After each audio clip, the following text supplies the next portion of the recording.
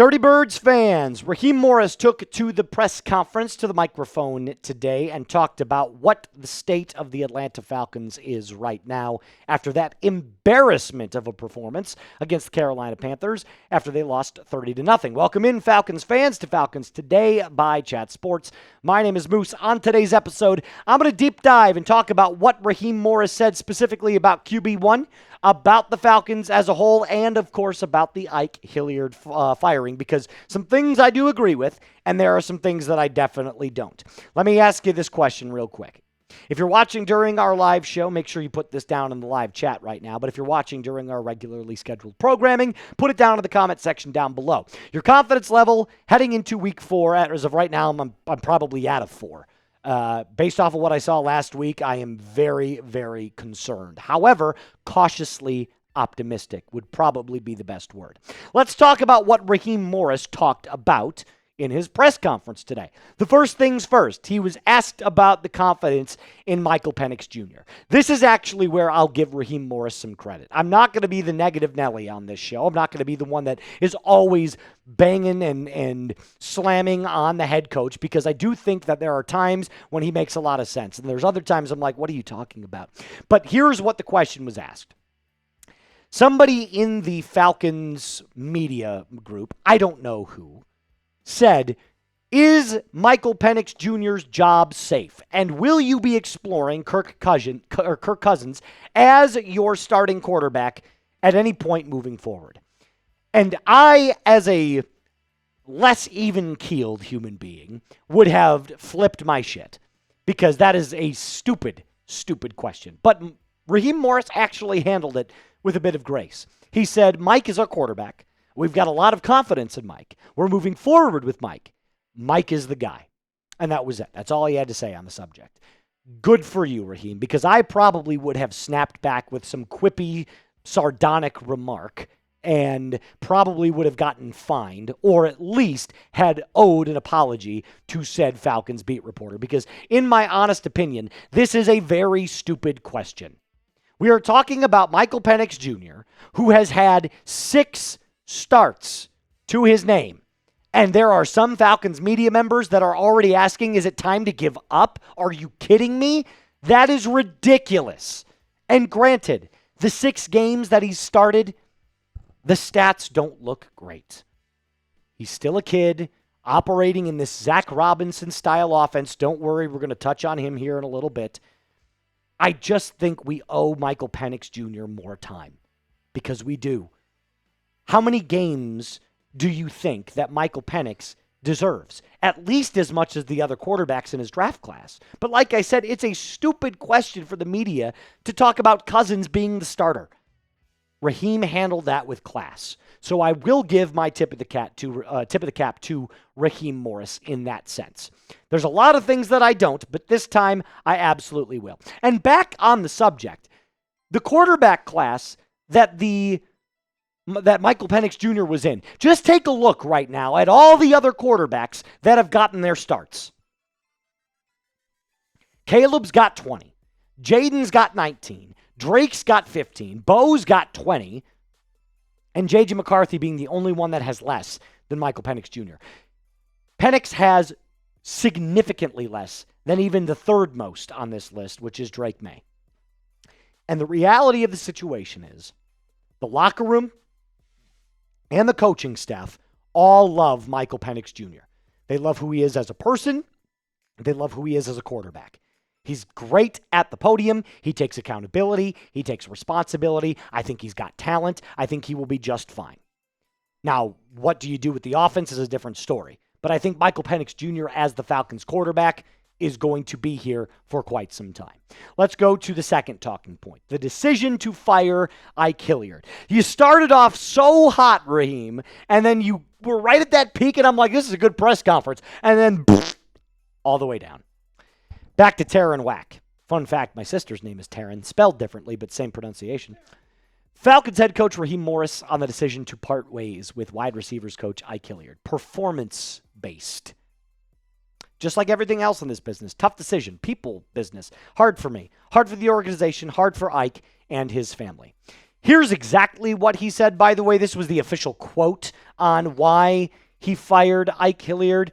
And in case you don't want to read it, I'll just basically kind of summarize everything. I wanted to be able to go into that room and present to those guys the right way to get things done, the way we want them to get done. Not just we, but them as well. So talking about the continuity between the coaching staff and the players and the overall identity of the Atlanta Falcons and the messaging that, hey, we're not going to accept performances like these. It goes on to say that there's no blame going around, which I disagree with vehemently.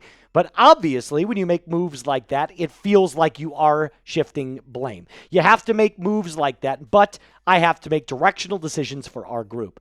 You need to have the environment. You need to have the coaching. You need to have the detail. It goes on and goes on. Here's my first thought when I read that. What? No blame. That's clearly what that firing was. It's a scapegoat firing. You clearly are blaming Ike Hilliard for the problem. And if you aren't, you're sending a message that somebody is to blame. Don't you agree? So I'm going to give you more thoughts here in just a little bit. I promise you, you're going to want to stick around for that because I'm about to tee off a little bit here on Raheem Morris. But before I do that, I got to tell you about my friends over at Brunt. Ooh, this is a great work boot. For me, in working in the Texas summer heat, as somebody that has to go out and do a ton of yard work, my work boots are not something that I want to compromise with, especially with the sleek Marin design.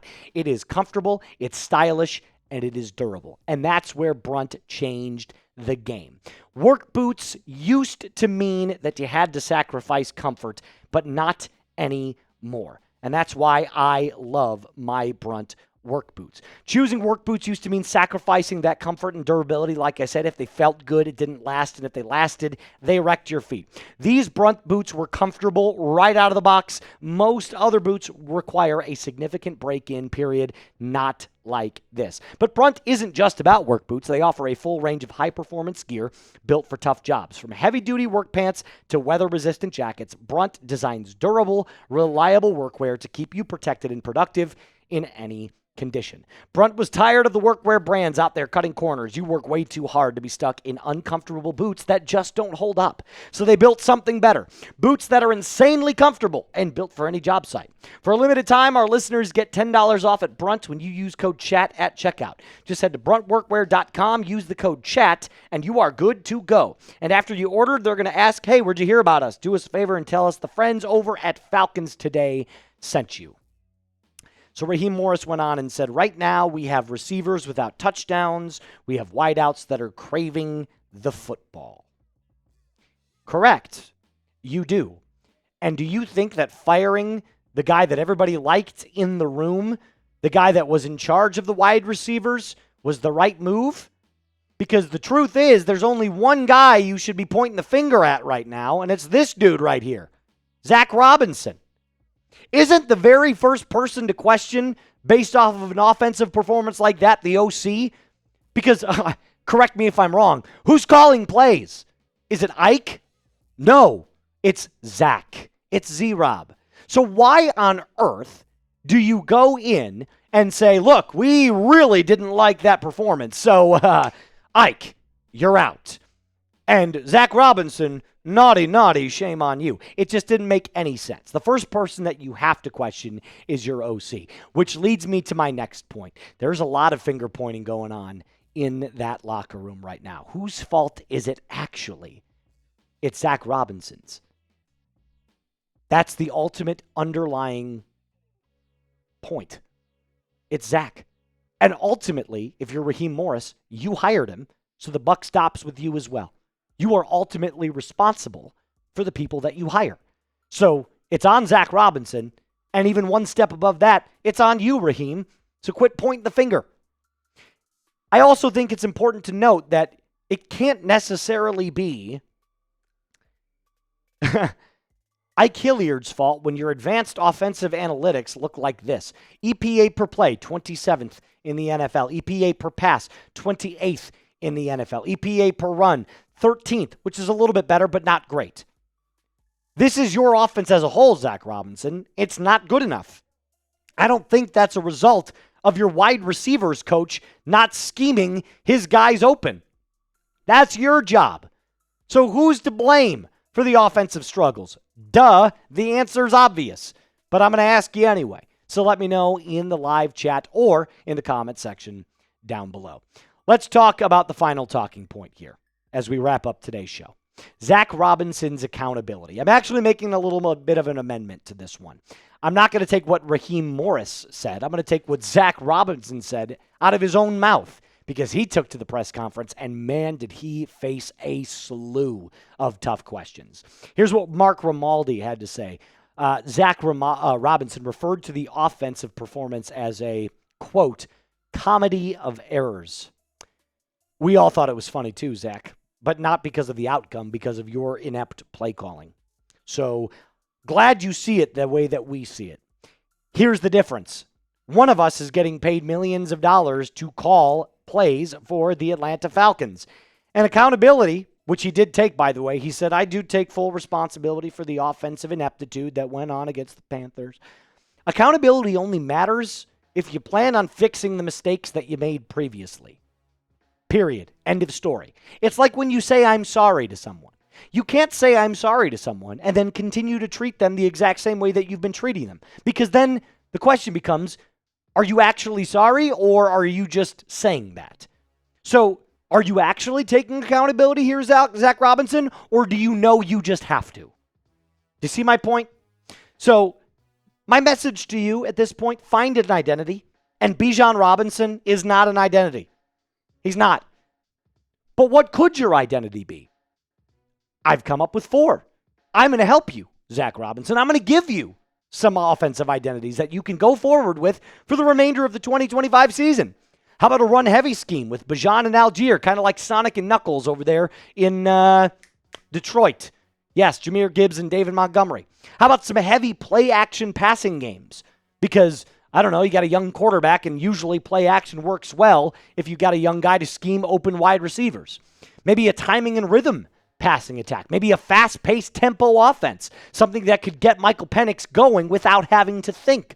Or you could do what you've been doing, but a little bit more effectively, and just methodically chunk the ball down the field and take a lot of time off the clock. I don't care which one you pick or any that you pick, but you better find one soon, because when you play the Washington Commanders in Week 4, they're going to come at you with a flurry of offensive talent. And at that point, you absolutely better be ready. That Week 4 matchup right around the corner. So, let's go. Let's get a W. That's what was said at the press conference today. I don't know if it makes you feel any better. It kind of leaves me feeling the exact same as I did when I woke up this morning. But until then, Falcons fans, I need you to rise up real quick, subscribe to the channel, like the video, and be cool.